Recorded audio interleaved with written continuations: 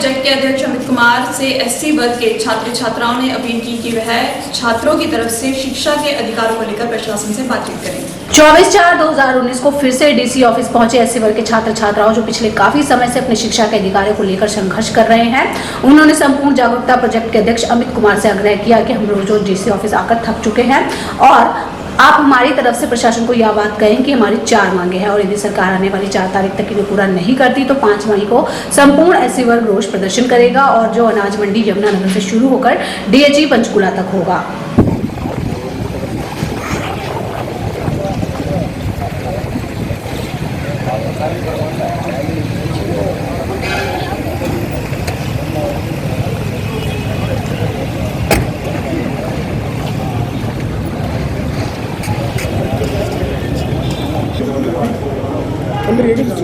नहीं वो भी बात करने गए बस अंदर, देखो क्या बात हुई है।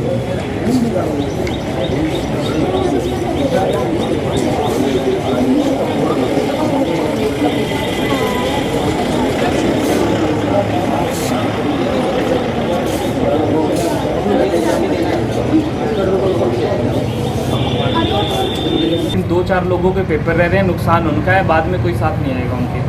ठीक है, तो आप लोगों को दोबारा ये समस्या नहीं आएगी। कॉलेजेस को पूरी हिदायत दे दी गई है, लेकिन जो आपके पार्ट का काम है आप वो करिए। ठीक है, अगर 65-75% से अटेंडेंस कम है या अटेंडेंस ज़्यादा है तो कॉलेज को एफिडेविट दें, और अगर 75% से कम है कॉलेज में बात करें प्रिंसिपल से, 1 to 1 मेरे से बात करवाएं। अगर प्रिंसिपल नहीं मानता है वहाँ कॉलेज का कि जी मेरी फीस तो इतनी है और प्रिंसिपल नहीं मान रहा है, अभी लेने पर उतारोगे, तभी फ़ोन करें यहाँ पे मेरे दफ्तर में, तभी मेरे से बात कराएं वहाँ पर वो पर्टिकुलर बच्चे की जिसकी भी, ताकि किसी भी बच्चे का पेपर ना छूटे। ऐसा ना करें कि सुबह दोपहर 1 बजे पेपर का टाइम है, सुबह 9 से लेकर 1 बजे तक आप यहीं घूम रहे हैं और कॉलेज में जाके जो 15 मिनट का काम था आपने वो किया नहीं और फिर आपका पेपर छूट रहा है। ठीक है, जहाँ तक आपकी मांगे हैं सरकार को भिजवाने की, ऑडिट करवाने की, बाद की बातें हैं, तब तक आपके पेपर निकल जाएंगे। इस पर कार्रवाई कराएंगे, इसको गवर्नमेंट के पास भिजवाएंगे, लेकिन हमारा अभी जो उद्देश्य है वो आपके पेपर दिलवाने हैं, तो आप लोगों को पेपर देने में कोई दिक्कत नहीं होगी। जिसकी भी दिक्कत आ रही है कॉलेज से ही फ़ोन करें, वहीं से मेरे से प्रिंसिपल से बात करें। ठीक है, देखिए जो मूल कारण है वो मेरे साथ बैठे हैं, वो विद्यार्थीगण हैं, एससी वर्ग से हैं, और सबसे बड़ी समस्या तो ये जो हमारे साथ सचिन कुमार बैठे हैं गाजीबाग से, इनके साथ हुई है।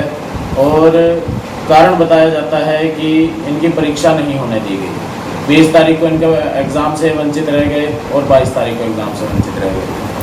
तो मूल कारण इनका ये बताया जा रहा है कि इनकी अटेंडेंस शॉर्ट है। जो लास्ट एग्ज़ाम हुआ उसमें तो बताया गया है कि इनकी अटेंडेंस शॉर्ट है। 20 तारीख के एग्ज़ाम का कोई कारण नहीं बताया गया। वह मुद्दा था सिर्फ फीस का कि ये स्कॉलरशिप बेस के स्टूडेंट थे और इन्होंने अपनी फ़ीस नहीं जमा करवाई। 2 बजे तक ये वहाँ रिक्वेस्ट करते रहे, तो प्रिंसिपल ने 2 बजे के बाद भी इनसे चेक की डिमांड की।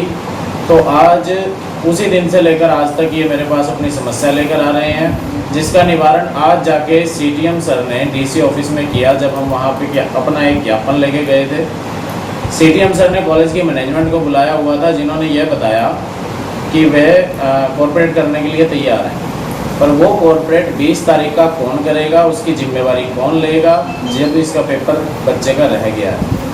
क्या उसकी रीशेड्यूलिंग होगी, जिसके लिए हमें आश्वासन सीटीएम सर ने दिया है कि डीसी मैडम वाइस चांसलर से बात करेंगे। तो वह एक अलग मुद्दा है। आज हम जो ज्ञापन लेके गए थे, जो विद्यार्थियों ने मुझसे एक रिक्वेस्ट की थी कि आप हमारे साथ चलें, तो विद्यार्थियों की उस रिक्वेस्ट पे इन्होंने जो उस पर मुद्दा बना रखा था, जो इन्होंने मुझे अपनी दिक्कतें बताई, तो उसमें साफ जाहिर होता है कि कॉलेज की इसमें कोई गलती नहीं थी। जो भी बच्चों को वो रोल नंबर देने से पहले फ़ीस की डिमांड कर रहा था, उसकी कोई गलती नहीं थी एक तौर पर। किस लिए? क्योंकि सरकार ने समय से इनकी छात्रवृत्ति, इनका स्टाइफंड, इनकी स्कॉलरशिप इनके अकाउंट में नहीं डाली। एक बार एक साइड में फार्म भरवा चुके थे, दोबारा से उसे शिफ्ट किया गया है। हमें प्रशासन यह जवाब दे रहा है कि किसी पर्पज़ से कई बार देरी हो जाती है, तो वो देरी बच्चों के लिए हरासमेंट का कारण बनी हुई है। 1-2 अप्रैल से लगातार बच्चे मेरे पास समस्या लेके आते हैं और मैं लगातार उन्हें डीसी ऑफिस की राह दिखा रहा था। धरने दे दे के मैं खुद परेशान हो चुका हूँ। आज हमने आखिरी एक अपना ज्ञापन डीसी ऑफिस में सीटीएम सर को सौंपा है। नाम तो हमने जिला उपायुक्त महोदय का लिखा था, परंतु डीसी महोदय वहाँ मौजूद नहीं थी, तो सीटीएम सर ने उस ज्ञापन की रिसीविंग ली है इस ज्ञापन में मुख्य 4 मांगे लिखी गई हैं। तो मुख्य 4 मांगों में से सबसे पहली मांग ये है कि सरकार जो वेलफेयर की साइट थी जिस पे बच्चों ने फार्म पूरा भर रखा था, कॉलेज वालों ने उसे अप्रूव कर रखा है, बात आ जाती है अटेंडेंस की, तो हर कॉलेज ने लगभग सभी बच्चे की अटेंडेंस पूरी करके वो फार्म अप्रूव कर रखा है, जिसका रिकॉर्ड डिस्ट्रिक्ट वेलफेयर ऑफिस या फिर वेलफेयर ऑफिस हेड ऑफिस में मिल जाएगा, उसमें बच्चे की अटेंडेंस भी मिल जाएगी। वहाँ पे सब कुछ ओके है, ऑडिट होने की देरी है, अगर ऑडिट हो जाता तो पैसा अब तक आ जाता, ये परीक्षाओं में इधर उधर ना भटकते, यहाँ तक कि इनको मेरे पास आने की आवश्यकता ना पड़ती। दूसरी मांग इसमें इन्होंने ये लिख रखी है कि सरकार कॉलेजों का आदेश जारी करे कि हमारी परीक्षा में किसी भी प्रकार से बाधा ना पड़े। मतलब ये कहना चाहते हैं कि सरकार गारंटी ले, कॉलेज इनको एफिडेविट बनवाने के लिए कहता है जिसमें एक चीज़ लिखी हुई है कि मैं इतने समय तक, अगर मेरी स्कॉलरशिप नहीं आती है, अगर मैं एलिजिबल नहीं हूँ तो मैं इतने समय तक अपना पैसा दे दूँगा। सरकार ये 2 लाइनें लिख दे हर एक कॉलेज को कि आप 2 महीने 3 महीने वेट करें, हम आपका पैसा दे देंगे, पर किसी 80 बच्चे को आप परीक्षा से वंचित ना रखें। तीसरी मांग इसमें यह है कि जो भी कॉलेज इन समस्याओं के चलते विद्यार्थियों की परीक्षा को रोकता है या रोक चुका है, उस कॉलेज के खिलाफ, उस प्रशासन के खिलाफ कार्रवाई हो, उस कॉलेज की एफिलिएशन रद्द होनी चाहिए। अगर ये सरकार डिमांड पूरी करती है तब हम ये मानते हैं कि सरकार एससी वर्ग के छात्रों को पढ़ाने के लिए मंजूरी दे चुकी थी।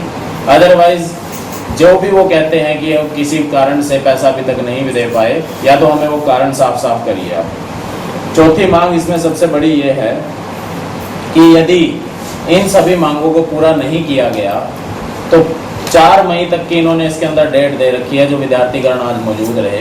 यदि 4 मई तक वो इन सारी समस्याओं का समाधान नहीं करते हैं, वेलफेयर की साइट का ऑडिट नहीं करते हैं, तो 5 मई को ये बच्चे रोष प्रदर्शन की बात अपनी रखने गए थे कि रोष प्रदर्शन होगा यमुनानगर की अनाज मंडी से।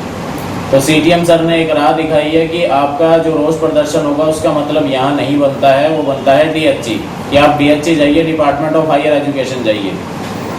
तब हमने उनकी बात का समर्थन करते हुए ये बात कही है, ठीक है जी, हम डीएचई चले जाएंगे, आप लोग हमारी समस्याओं का निपटारा नहीं कर सकते, आप लोग सिर्फ हमारे समझौते करा सकते हैं। अगर निपटारा डीएचई से ही होगा तो हम रोष प्रदर्शन डीएचई ही जाके करेंगे, पर उसकी शुरुआत अनाज मंडी से ही होगी, यमुनानगर की 5 तारीख से होगी। तो ये मैसेज लेकर आज बच्चे वहाँ गए थे।